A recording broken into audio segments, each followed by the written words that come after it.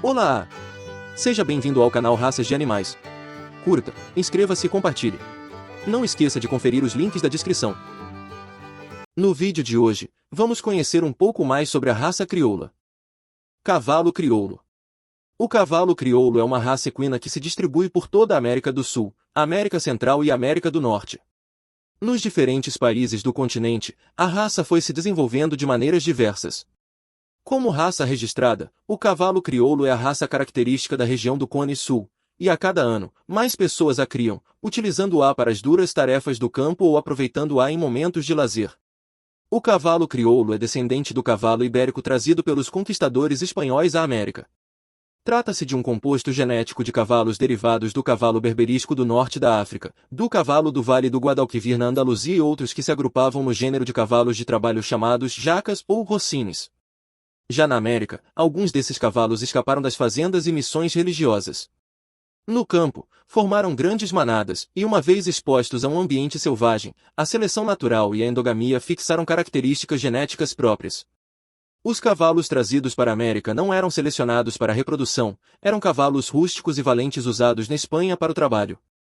Sua introdução ocorreu juntamente com a abertura de estradas e postos de correios.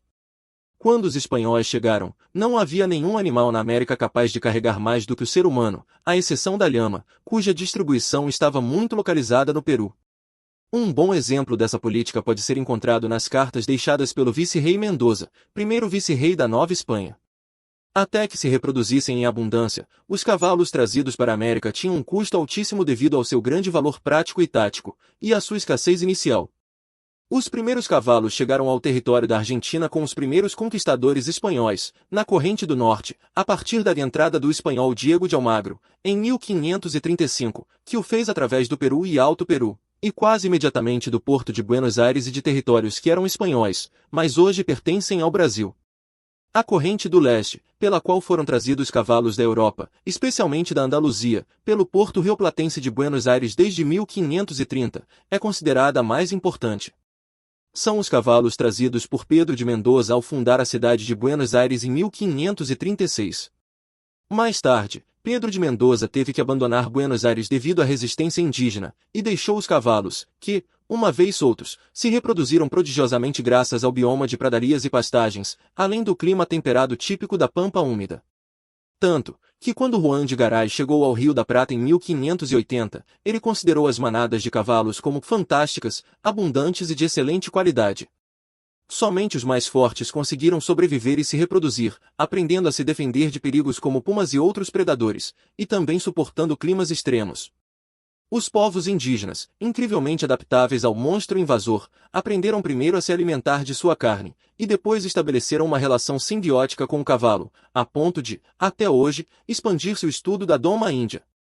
Voltando à reprodução e origem dos cavalos no território argentino, desde o início do século XVI, os cavalos que se tornaram livres e se reproduziram massivamente passaram a ser considerados realengos, ou seja, propriedade da coroa espanhola, embora, na prática, pudessem ser utilizados por qualquer pessoa habilitada, como os camponeses livres, depois conhecidos como gaúchos, que fizeram dos cavalos um dos seus principais meios de subsistência e um símbolo de prestígio.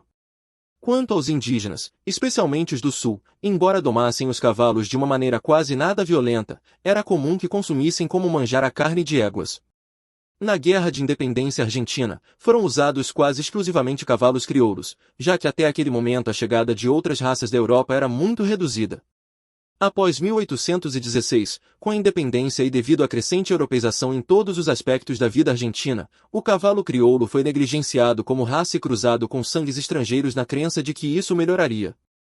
Conseguiu-se cavalos de maior altura e mais rápidos, mas isso foi em detrimento da resistência à fadiga e às condições extremas. Parecia que o fim havia chegado para esses nobres cavalos. Houve um grupo de estancieiros que permaneceram leais às qualidades do cavalo crioulo, mantendo seus animais sem cruzamentos, com as características adquiridas ao longo de 400 anos de seleção natural. No início do século XX, ainda existiam manadas selvagens na Patagônia, e também perto de Buenos Aires, nos remanescentes das Sierras de La Ventania, Sierras de Tandilha e Sierras de La Ventana. A recuperação do cavalo crioulo, com uma seleção científica, foi liderada por Emílio Solanet. Com um grupo de criadores, como Júlio Francisco Casares, fundou a Associação de Criadores de Cavalos Crioulos, recuperando a raça e tornando o cavalo crioulo um animal versátil, econômico, rústico e dócil. Seus dois exemplares mais famosos, Mancha e Gato, percorreram o continente americano de Buenos Aires a Nova York, guiados por Aimé Félix Stiffeler, batendo recordes de distância e altura.